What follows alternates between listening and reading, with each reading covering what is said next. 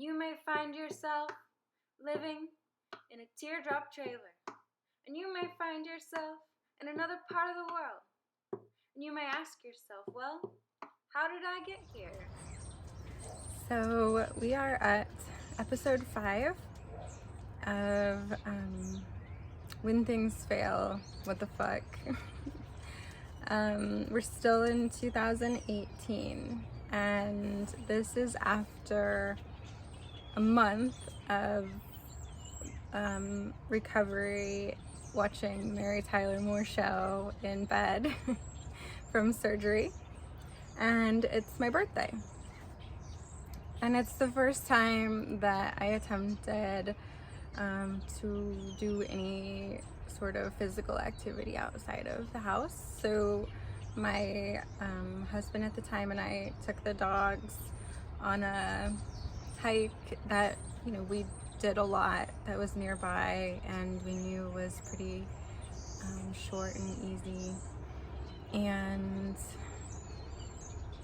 I've always noticed small things. I'm very sensitive to any stimulus. I was before my disorder, and now it's exponentially more. But so anyway, light, sound, touch, and then just visual noticing things. Like I said, like I notice bugs, and I notice little weird cracks or flowers or some tiny things, but I don't notice the big building or where I am or anything like that. I could tell you, what flower is where and what bee went what direction, but I couldn't tell you what store was on that corner. So anyway, we're walking, and it's a solemn walk, as you can imagine. It's in southern Indiana. It's mid-March, so the weather is unpredictable, right? Sometimes it's snowing, sometimes it's 80. On this particular day, it was beautiful. It was a little chilly, and it kind of felt like fall, spring, good sweatshirt weather, I guess. And the sun was coming through, and we didn't talk much. We just kind of walked, and I rested and walked and rested, and I was taking pictures of all the little things that I saw, because that's what I do. Little mushrooms or a little piece of moss or light shadow of a fern, things like that. And I noticed how on this day, the little things that I noticed seemed more intense, more vibrant. Like everything was vibrating and it was speaking to me, which wasn't a new experience for me to have, like epiphanies and conversations with plants and stuff in the woods, which you could learn about in my new book, The Wild Moon School of Unlearning. Little shameless self-promotion there. But so I was feeling this intense energy in the forest. Was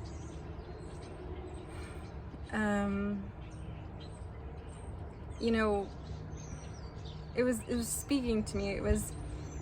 I couldn't quite handle the intensity of what was going on and what it was saying to me, but it was definitely different that day. I don't really remember the rest of the day.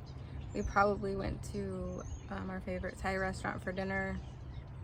I don't remember. I do know that after that, and after, you know, we were taking pictures and he's all, it's my wife's birthday and blah blah blah, and she's so beautiful and great and da da da da. All these things that he said, you know, contradicted what he did. And so I'm left with these intense energies and emotions from the forest, and with this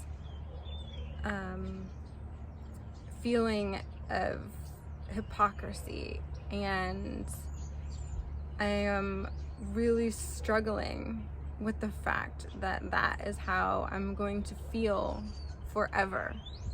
Like there's something else, but I'm stuck here in this situation, and that's my life.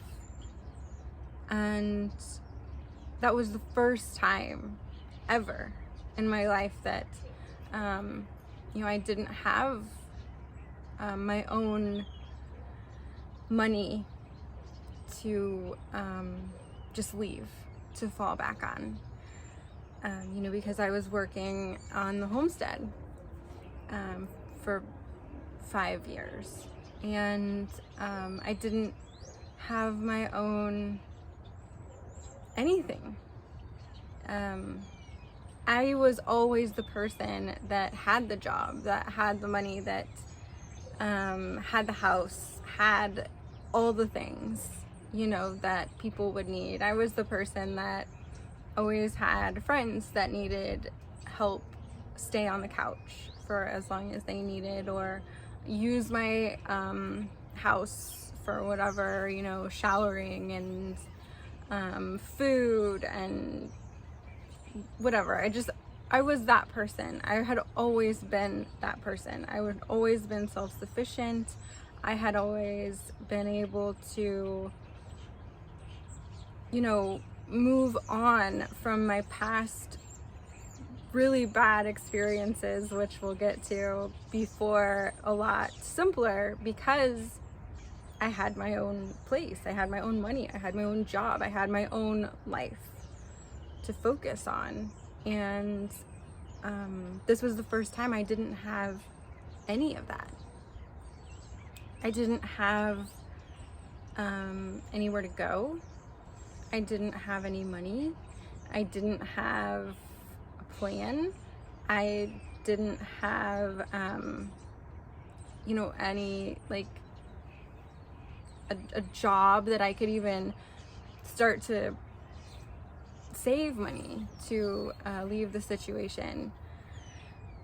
And, you know, we were out in the middle of nowhere, so that made it really hard. And that was the first time too that I ever had a plan. I had never had a plan for the future. When I would look at the future of my life, I wouldn't really see anything. Be like, well, I don't know. I just kind of float along. And that was my attitude my entire life. You know, not planning, not worrying about the future, just kind of living in the moment. And this was the first time that I had spent, you know, years building something for the future.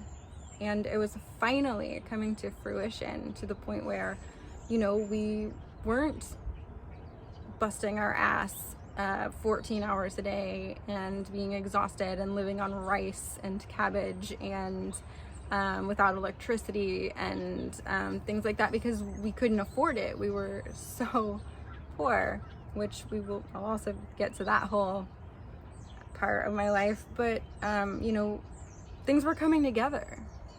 It was finally there.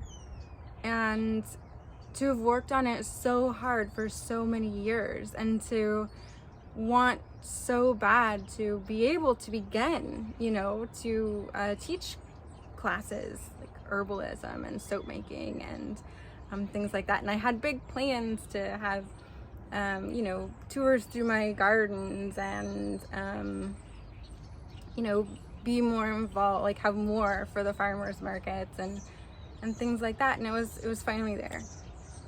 It was right there. And I couldn't handle walking away from all of that and starting over.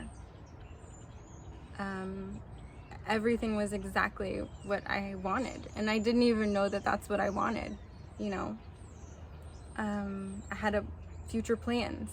I had, you know, a business that was doing great. And so I couldn't walk away from that. And I also, you know, my animals, I had like 100 animals that it would break my heart to leave. And I also couldn't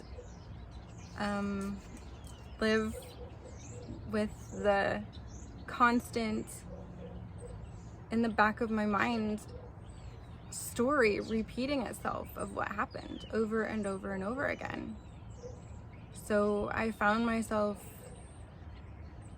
just stuck and just there, like a ghost of myself, just going through the motions.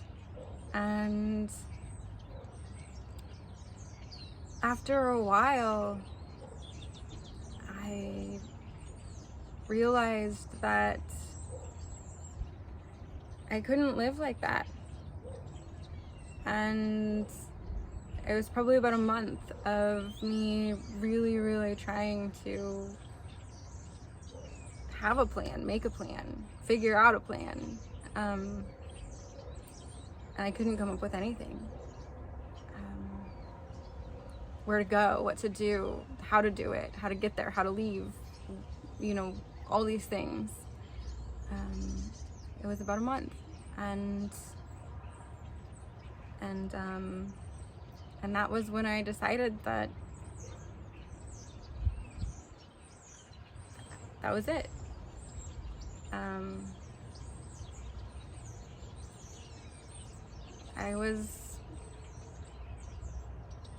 I was done.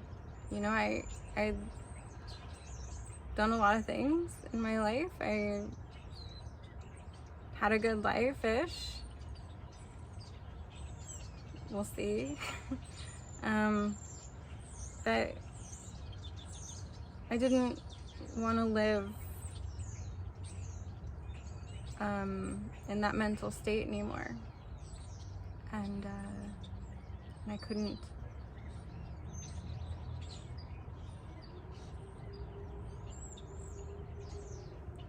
So, until next time.